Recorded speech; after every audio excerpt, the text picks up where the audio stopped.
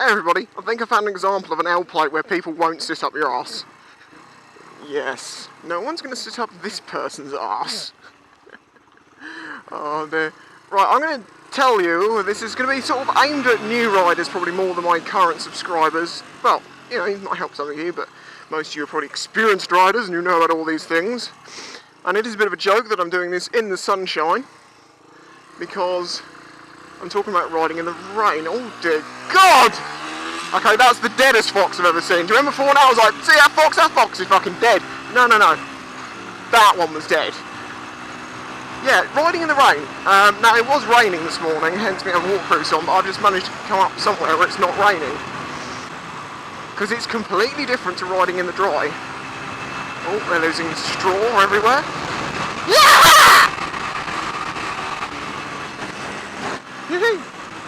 So as I say, this is aimed at the newer rider, or the person looking to ride and might be concerned about riding in the rain. It's fine, because there's one simple rule. You just go as quickly, or should we say as slowly as you should. You just ride for the conditions, like you should always do. And the conditions not only include the weather, but the traffic conditions and the road conditions, like what sort of a state the road's in. Now, if you're riding in the summer, you can be on a really, really good road, no problems with the road, no problems with traffic. If it then rains, you then get all the oil and all the diesel and all the grease and all the shit that's on the road. It comes up to the surface, obviously, because it floats on water, and then it turns into a fucking ice rink, and you can go sliding around everywhere. In the autumn, you get this mix of leaf and water munched up by all the cars and everything, that's also as slippery as shit. It's ridiculous how slippery that is, and that's something I have to deal with, where I have to ride down roads that are covered by trees over the top. I mean, this is one of the reasons I really dislike little CG 125s and stuff like that have tiny, skinny little tyres, because they just offer you so little confidence and grip. In my experience, I mean, in my third CBT, the instructor said to me when I'm going round a corner on the bike, right, this bike, okay, the front wheel and the handlebars weren't in line because someone had dropped it hard and they hadn't straightened it out. I mean, in the end he did it like with a push bike, put his feet either side of the wheel and just yanked the steering until it straightened up.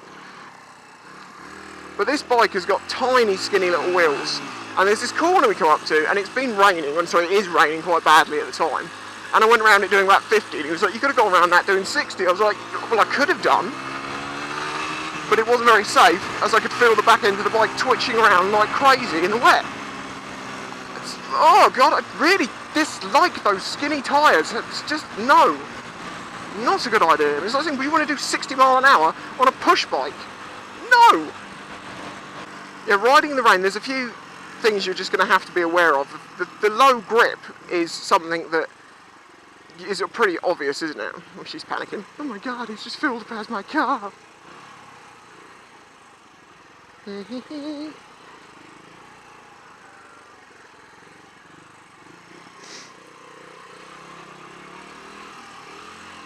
And that's how you deal with traffic.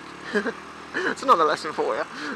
Yeah, but the riding in the rain, the grip levels are obviously your biggest problem, because you can never be sure how much grip you have and what's on the road. Now, a trick I do sometimes is I'll put my foot down and I'll just feel the road surface and see what it feels like. And because I do it a lot, I can tell if it's particularly slippery or just, you know, you can tell. You'd be surprised how much grip you actually can have in the wet, but it depends on the level of oil that you're dealing with at the time.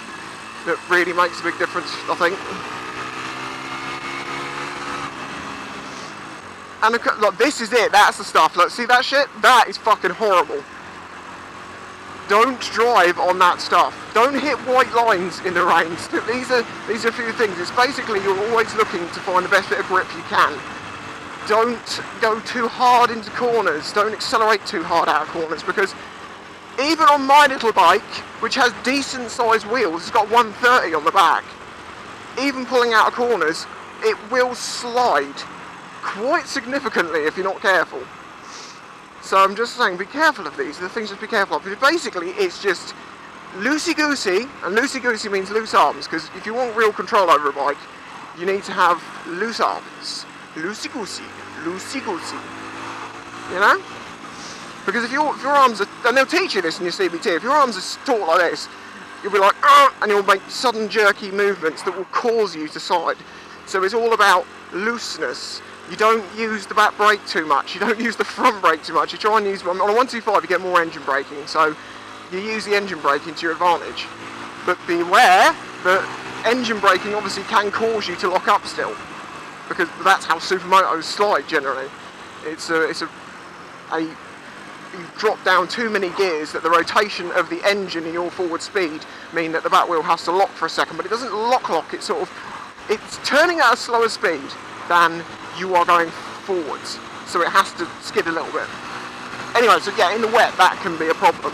If you drop down a gear too many, you can get the arse end sliding around. I'll show you what I mean. Look, go down a few gears. Do you hear that? That is exactly what I was talking about. Cows! So you've got to remember that you can make yourself lock using the clutch. So it's a fine balance of all the controls. Now this sounds probably very complicated, but it really isn't. Now even though, as I say, it's been raining today, and now it's dry, you can still see there's some wet patches, like in between and under these trees. That's where I came unstuck with my first ever crash. I was going into a corner too quickly for the conditions. The back wheel hit a shiny patch of wet tarmac underneath a tree. The arse end twitched out. I slammed on the brakes, the bike stood up straight, and poof, fence. I was only riding 2 months, I didn't know about the physics of riding, and that's something else you might not know, that when you put the brakes on, if you're in a corner, when you stamp on your brakes, the bike is going to lift up and want to go in a straight fucking line, and there is nothing you can do about that in heavy braking. In that situation, like if you're going into a corner and you realise you're a bit hot as you go in, and you're starting to drift out, putting your brakes on is not going to improve that situation much. Unless you feather it and you can bring it in, but the best thing what you have to do is just to grab hold of that bike and lay the fucker down. See, like here, I just came around that corner, I'm now onto wet, horrible roads. We've got oil, diesel, mud, leaves, shit, sperm, everything on it. Well, I don't know about sperm, it might have. Before anyone starts going off on one at me, I'm not an expert rider. I've not taken advanced driving courses or been racing or anything like that. I've just ridden a bike on the road for nearly 5 years. Well, 5 years now I think it is actually. So I've just redone my insurance. So yeah, it would be 5 years. Just 5 years now. Betty? 5 years? Oh no! I can't believe it. See, I'd like to have gone through here quicker, but look! It's wet! And there's leaves, you see? It was dry, now it's wet because of the trees around you. This is obvious shit to people who've been riding for a while. And I'm sorry if you're going, oh my god, of course I know this, but this is for the young ones, this is people, we all started somewhere, and we all learn, and it would be nice to think that maybe tipping people off on these things might give them a little bit of a heads up before it happens. I mean, drain covers, they always say about drain covers in the wet, and in the dry there can be a problem, but in the wet particularly, yes, avoid riding over them, but if you realise you're going to go over one, you just go over it. You probably will be okay if you're in a straight line. You just want the bike to be as knob end. You want the bike to be as straight as possible as you're going over that cover, because if you think about it, if you're doing 40 miles an hour as you go over a drain cover, the time you spend with your tyres on that cover is tiny. It's like, and you're over it. So you don't need to worry too much, but yeah, do avoid going over them in the wet, because it's a danger to avoid. It's just, you know, one of these things, isn't it? If you live somewhere where I live, next to fields, you get wash off, and you get mud and shit all over the roads. And mud, you just do this. I'm going over the mud because you don't want to come off the mud. It's too easy. The other thing they'll talk about in the CBT is the braking percentages. In the dry, you should be braking with about 70% of your braking force on the front, 30% to the rear. I'll be honest, I fucking rarely touch my back brake. I don't use it unless I'm in very slow speeds, or if I'm going off road or just if I need a bit of extra braking when I'm coming to a stop, like I have to stop quickly, it's like, okay, this isn't doing the trick, I need to add a little bit more of the back in. Now in the wet, they say it should be more like 50-50, but what I also would say to that is, which they didn't say to me in my CVT, it might be 50-50 braking, but you add a fucking shitload more engine braking to that. You use your gears to your advantage. But then, as I say, you shouldn't be going that fast that you need to brake that heavily because it's wet and you shouldn't be riding that quickly. See? Obviously, braking distances. Now in the dry, I would normally give this car in front of me at 30 or 40 miles an hour probably about that much room. Now if it's wet, I mean really wet, I'm gonna be fucking like back here. No, hang on a minute, this is I'm trying to piss this van off behind me. Like this sort of distance. Because I don't want to be in a situation I have to brake hard. If they ever crash and fuck up, I'm just going to slow down behind them and just like, oh, okay. Because that's the thing, it's just forward thinking. What's going to happen if? I mean, I'll show you what I mean about the front back brake thing. I'm going to get up to like, about 25. Right. 25, front brake. See? Just stopped, didn't it? Oh, fuck. It's a Chinook! Stop ruining my video!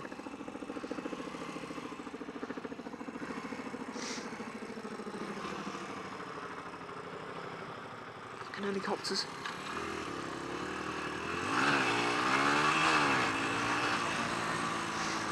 Right, now.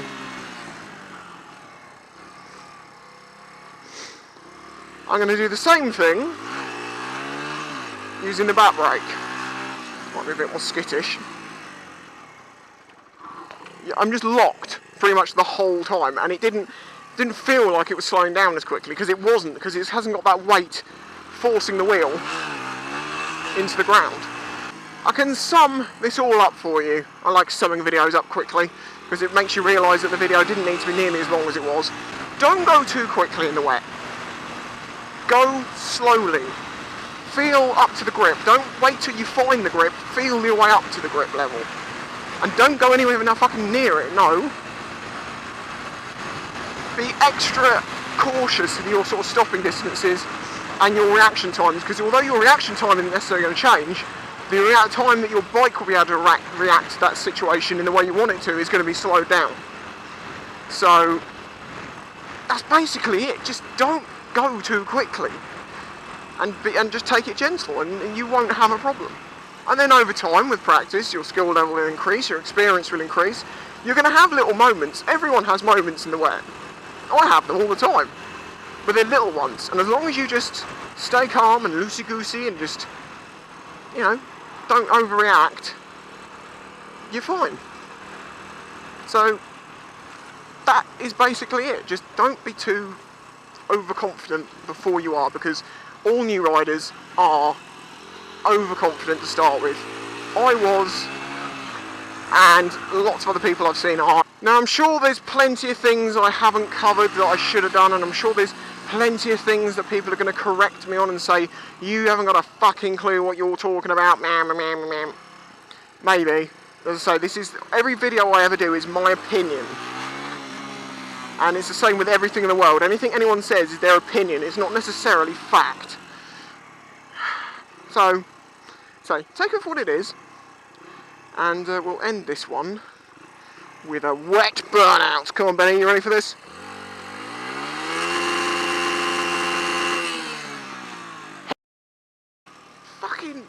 We had a woman moan that the curly fries weren't curly enough. I kid you not. They got sent back for being curly fries, not curly enough.